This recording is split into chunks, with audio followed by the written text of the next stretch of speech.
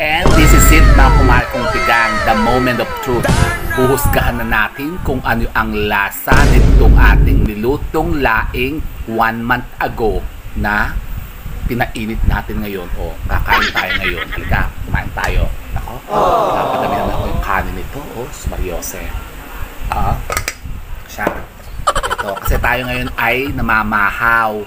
Kasi ako'y natotom Johnson naman. So, eto, yung ating sinasabi ko sa inyong napaka-famous na 1 month na laing. Titignan natin kung ano ba yung lasa nito after 1 month sa freezer. Yan, pinainit ko siya. Tingnan nyo, nagmamanti-mantikaya.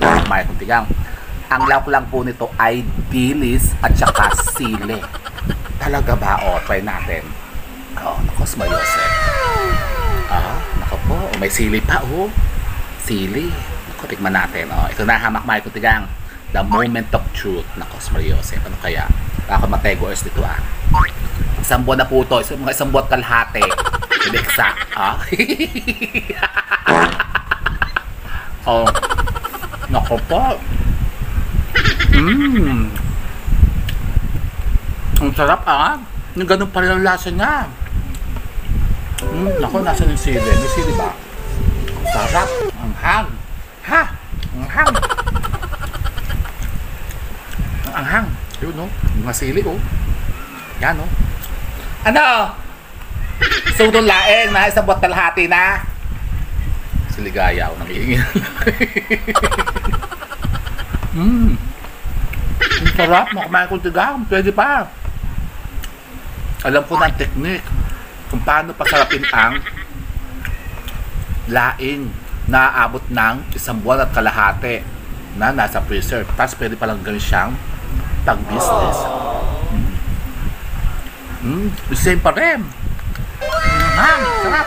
Nako. So, kahit kayo mga kumain kong tigang. Ang sarap. Ano ba? Nakakala ko dito Ito, bibigyan kita ng ulo ng tilapia. Nako. Hindi ka pwede ito, may sili kasi yung laing. O, ito ulo na lang ng tilapia ang sayo. Yan. Kain mo yan. Yan.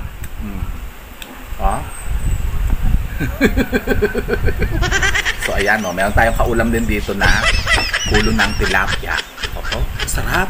Ang sarap pa rin, hamak-mahal kong tigang. So, dami nag-comment sa atin, hamak-mahal kong tigang.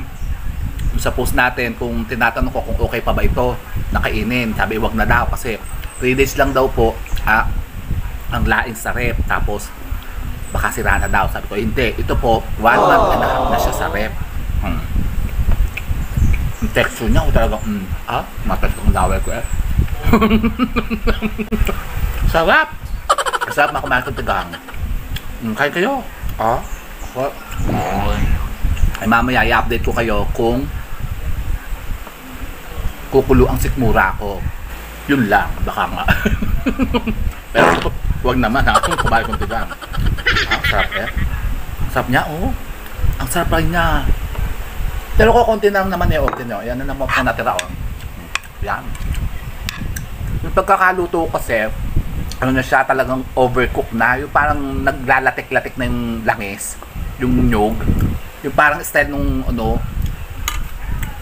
laing ni Aga Mulak dun sa kay Claudine Barreto. Si Claudine ba yun? Oo nga, yung sa Kailangan Kita, napanood ba yun? Yung pong laing sa Bicol, yung Kailangan Kita, di ba? Nagluluto din si Claudine, napakasarap nun. Natikman ko po yun, ganito ang lasa. Talaga ba? Opo, masarap talaga yung laing sa Bicol. Nako po, sarap. Daming Biyak ang anghang. Sarap Kaya kayo. Kumain kong tiga sarap. Sarap. Darna!